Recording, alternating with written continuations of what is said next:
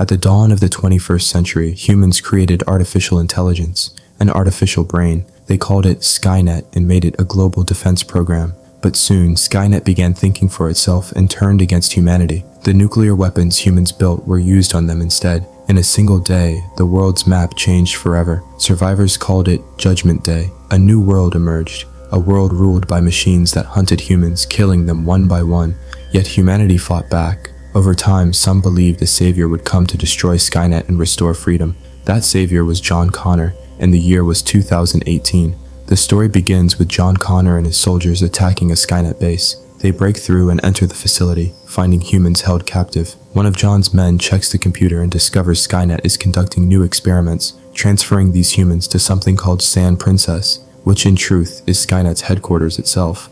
Before John Connor could save them, he stepped outside to contact his team, only to find they had all been killed in a machine attack. He jumps into a helicopter to pursue the ship responsible, but it malfunctions and crashes. Moments later, an explosion kills everyone except John, who is eventually rescued. That evening, he emerges from the Skynet facility, naked, and takes the clothing from a fallen body. After the nuclear attack, survivors split into two groups: those who simply want to survive, hiding quietly, and the resistance fighters, who continue battling the machines. Despite their differences, both groups work together to survive in this dangerous new world. That night, John arrives at the Resistance headquarters. The commander scolds him. "You jumped into the water. You put all our lives at risk." Angry as he is, everyone respects John. He has sacrificed so much in this war.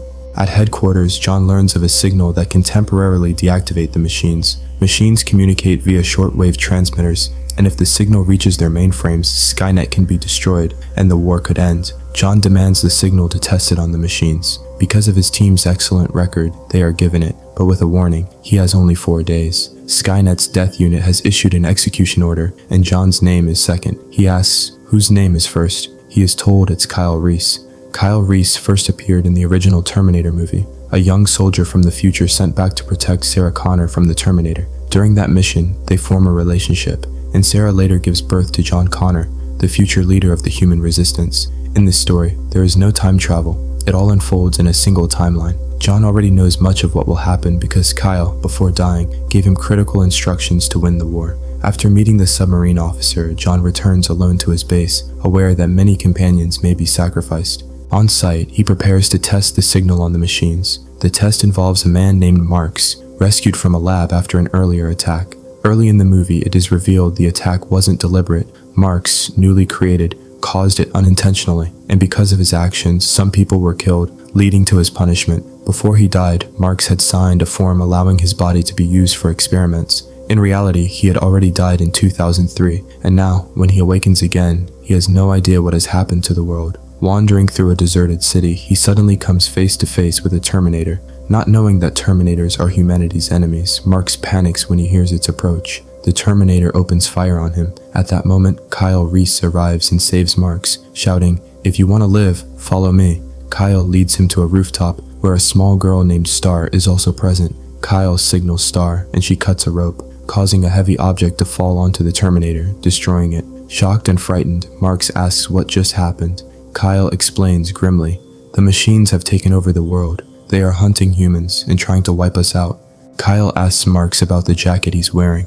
"That mark belongs to the Resistance," he says. "If you're not one of their soldiers, then who are you? And whose jacket is this?" Marks replies that it belonged to a dead man. Hearing this, Marks feels uneasy and says he must leave, as he wants to reach the people he knows. He asks about a vehicle, but the injured Kyle tells him there's none nearby, only a place where broken vehicles are stored. Marks stays with Kyle Reese there for the night, deciding not to travel after dark. Kyle warns him it's too dangerous at night. The machines use infrared. They can track humans easily. A broken radio lies nearby. The injured Kyle can't fix it, but Marks manages to repair it. Once working, they hear John Connor's transmission to the remaining humans. "We must survive this war. We must defeat the machines. Every one of you is important." Finally, he reveals his name. "I'm John Connor." Hearing this, Kyle says, "We have to find this man." The next day, Kyle takes Marks to a place filled with broken vehicles. Marks repairs a Jeep and says he needs to head north to find someone. Kyle insists, "No, we can't go there. It's too dangerous. Skynet rules that area. We must go east." As they start the Jeep, the music turns on unexpectedly, and a drone spots them. Panicking, they jump into the vehicle and start driving, but Marks can't handle the steering, so Kyle takes over. They narrowly escape and reach an old gas station, hoping to refuel, but other humans there take aim at them. Injured, Kyle asks for fuel. A man steps forward and says, "We have gas, but it's for our use. You'd better leave." They were about to leave when an elderly woman comes out and tries to tell Star something. One of the men snaps at her. "This is our fuel, our supplies, we can't give it to anyone else." While they argue, a massive machine attacks, wreaking havoc. Seeing this, Kyle grabs Star and jumps into a truck, leaving the tank behind. Luckily, the tank is made of metal and survives. The heat won't melt it so quickly. The machine doesn't pursue them directly, but two Moto Terminators chase after them. These are like motorcycles but controlled by the machines. Driving as fast as they can, Kyle and Marks barely escape, even knocking over a hotel manager along the way. As they cross a bridge, a ship suddenly appears, causing the vehicle to go out of control. Star and Kyle fall off, but Mark sees the giant machine grab them both and take them prisoner. He grabs an axe and tries to attack the machine to save Star and Kyle, but he falls from a height into the water. He is alive, but so are the machines. Meanwhile, we see people using the signal on a Hydra unit submerged in water. As soon as the signal is sent, it deactivates the machine, giving John Connor hope it might work on the larger machines too. Soon, Connor learns that some massive machines have entered a nearby area. Two jets are sent to attack, but they are no match for the machines and are destroyed. A female pilot manages to escape, and her team survives. Realizing the machines are intensifying their attacks, Connor decides the signal must be tested on a bigger machine. That same day, while searching for his friends, Mark sees a woman suspended by a parachute. He helps her, and she introduces herself as Lair Williams. Marks explains his mission. The machines have captured his friends, and he must follow to rescue them. But Lair thinks it's unlikely they survived, and says, maybe John Connor can help. The moment Marks hears John's name, he stays with her. It was a day's journey, and that night some bad men attack Lair, but Marks fights them off and saves her life. Meanwhile, John and his team go to a Skynet base and test the signal on a large machine. The moment they send the signal, the machine falls and is deactivated for a few moments. John is convinced the signal works, and Abu prepares to load it into the mainframe computer. John argues they should first free the captives, and then strike Skynet's network, because the human forces must attack together. He contacts his commanding officer and explains the signal works on big machines, then asks, "Hold the attack until tomorrow. Give me time to save those people." The commander replies, "No, this is a war, and if you want to be a leader, you must accept sacrifice." He severs the connection. The next morning, Marks and Lair reach John Connor's base, but the area is laced with landmines.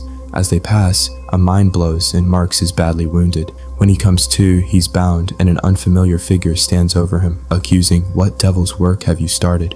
John's wife examines him and notices something impossible. His heart feels human, but he's part machine, part man. Marks doesn't understand. He pleads, "Let me go. What have you done to me?"